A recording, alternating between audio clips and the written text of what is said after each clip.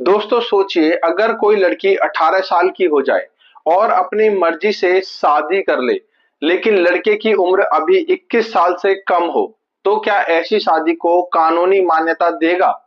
क्या ऐसे कपल को हाई कोर्ट से प्रोटेक्शन मिल सकती है?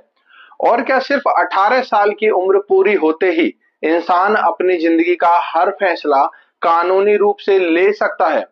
इलाहाबाद हाई कोर्ट ने इसी मुद्दे पर एक बहुत ही बड़ा फैसला दिया और आज मैं आपको इस पूरे केस की कहानी, इसके सभी फैक्ट, कौन-कौन सा एक्चुअल में कानून लगाया गया और आखिर में कोर्ट ने क्या फैसला दिया, सब कुछ बहुत ही आसान भाषा में समझाने वाला हूँ। दोस्तों इसीलिए वीडियो को लास्ट तक जरूर देखिएगा, क्योंकि यह मामला हर उस लड़के और लड़की के लिए बहुत ही ज्यादा जरूरी है जो अपनी मर्जी से शादी करना चाहते हैं। तो दोस्तों इस केस में एक लड़का और लड़की इलाहाबाद हाई कोर्ट में जाते हैं और दोनों ने कोर्ट को बताया कि उन्होंने अपनी मर्जी से शादी की है और अब उनके परिवार वाले इस शादी का विरोध कर रहे हैं। परिवार वालों की तरफ से दबाव बनाया जा रहा है और उन्हें डर है कि उनके खिलाफ पुलिस कार्यवाही भी हो सकती है। इसीलिए दोनों हाई कोर्ट में जाते हैं और कोर्ट से कहा कि हमें प्रोटेक्शन दी जाए ताकि हमें कोई भी परेशान ना करे। इस केस में लड़की की जो उम्र थी वह 18 साल से ज्यादा थी, लेकिन लड़के की उम्र अभी 21 साल पूरी नहीं हुई थी। अब बहुत सारे लोग सोचते हैं कि अगर लड़की 18 साल की है और लड़का 18 साल से ऊपर है, तो दोनों शादी कर सकते हैं और कोर्ट उन्हें प्रोटेक्शन भी देगा।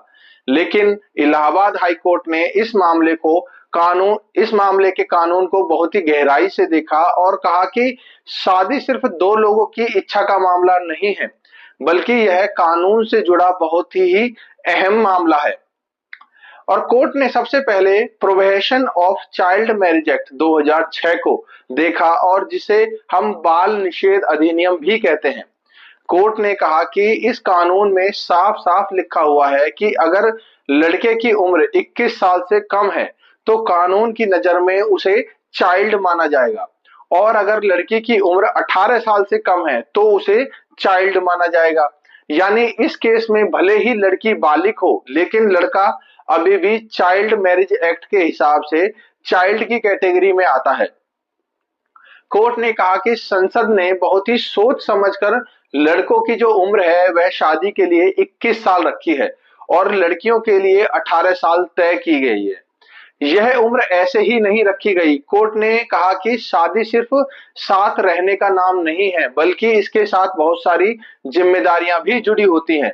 मानसिक मैच्योरिटी होना बहुत ही ज्यादा जरूरी है, आर्थिक जिम्मेदारी निभाने की क्षमता चाहिए और सामाजिक समझ का होना भी बहुत जरूरी है। कोर्ट ने अपने जजमेंट में एक और बात महत्वपूर्ण कही कि marriage required a higher degree of maturity, यानी कि शादी के लिए मैच्योरिटी की जरूरत बहुत ही ज्यादा होती है।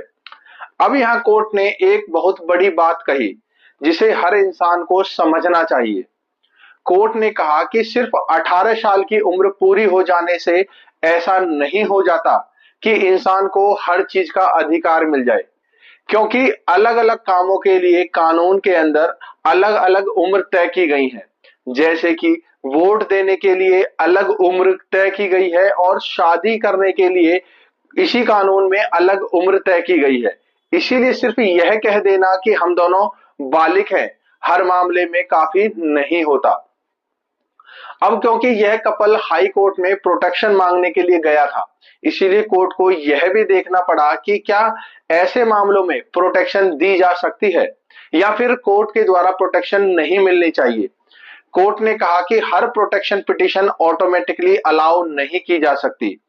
अगर कोई मामला सीधे कानून के खिलाफ दिखाई देता है तो कोर्ट प्रोटेक्शन नहीं दे सकता। कोर्ट ने कहा कि अगर शादी खुद चाइल्ड मैरिज एक्ट के दायरे में आ रही है तो पहले उस कानून को देखना बहुत ही ज्यादा जरूरी है, क्योंकि अभी लड़के की उम्र 21 वर्ष पूरी नहीं हुई है। कोर्ट ने यहाँ पर कहा कि चाइल्ड मैरिज एक्ट को एक्चुअल में कंप्लीट कोड बताया उन्होंने। इसका मतलब है कि अगर बाल विवाह से जो भी जुड़े मामले हैं उसके लिए ये जो कानून है यह ऑलरेडी पहले से मौजूद है।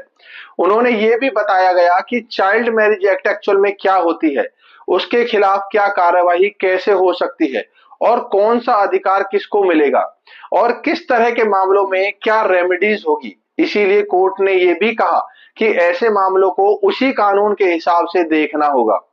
कोर्ट ने साफ साफ कहा कि अगर कानून किसी चीज को रेगुलेट कर रहा है तो कॉन्स्टिट्यूशनल प्रोटेक्शन मांगने से पहले स्टैच्यूटरी लॉ को देखना बहुत ही ज्यादा जरूरी है, क्योंकि कानून जो है वह सारे नियमों को देखता है। इस फैसले में कोर्ट ने समाज को भी एक बहुत ही बड़ा मैसेज देने की कोशिश की। कोर्ट ने कहा कि कम उम्र में शादी कई बार लड़के और लड़की दोनों के भविष्य को प्रभावित करती है। इमोशनल मैच्योरिटी और फाइनेंशियल स्टेबिलिटी होना बहुत ही ज्यादा जरूरी है।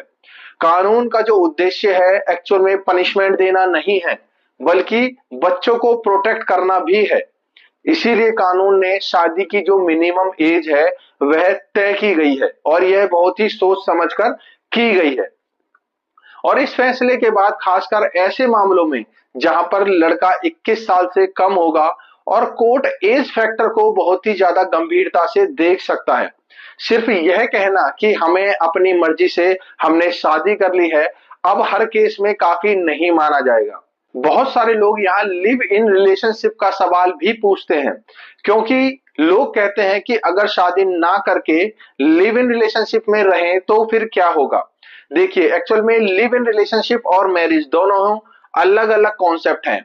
हर केस के जो फैक्ट्स होते हैं वह अलग होते हैं और कोर्ट हर मामले को उसके एक्चुअल सरकमस्टांसेस के हिसाब से ही देखता है। इसीलिए जहां तक शादी का सवाल है वहां चाइल्ड मैरिज एक्ट को जरूर देखा जाएगा। कोर्ट ने अपने जजमेंट में साफ साफ और क्लियरली कहा।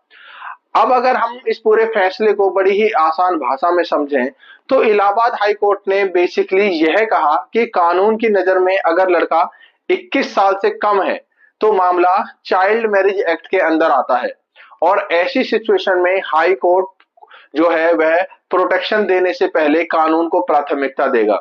यानी सिर्फ व्यक्तिगत इच्छा काफी नहीं है, स्टैच्यूटरी लॉ भी उतना ही ज्यादा जरूरी है और इसीलिए कोर्ट ने प्रोटेक्शन देने से तो दोस्तों इस केस का टाइटल है Sajiya Praveen and anothers versus state of UP and anothers.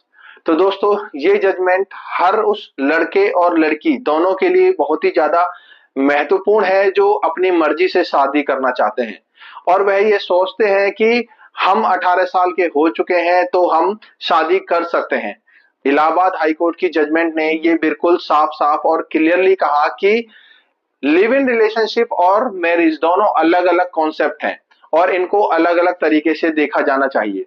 तो दोस्तों मैं आशा करता हूं कि आज की इस वीडियो के माध्यम से आपके माइंड में जो भी क्वेश्चन होंगे वह सभी क्लियर हो चुके होंगे। लेकिन अभी भी कोई डाउट है, कोई मन में क्वेश्चन है जो आप पूछना चाहते हैं तो दोस्तों जल्दी से आप कमेंट में हमसे पूछ सकते हैं। आपके हर कमेंट में मैं कोशिश करता हूं कि आपको रिप्लाई कर सकूं। तो दोस्तों अगर अभी तक आपने हमारे चैनल को सब्सक्राइब नहीं किया है तो जल्दी से चैनल को सब्सक्राइब कर लीजिए, साथ ही बेल आइकन दबा दीजिए ताकि हमारे द्वारा डाली गई कोई भी वीडियो आपसे मिस ना हो। मिलते हैं अगली वीडियो में किसी और नई कानूनी महत्वपूर्ण जानकारी के साथ। तब तक के लिए थैंक यू वेरी मच।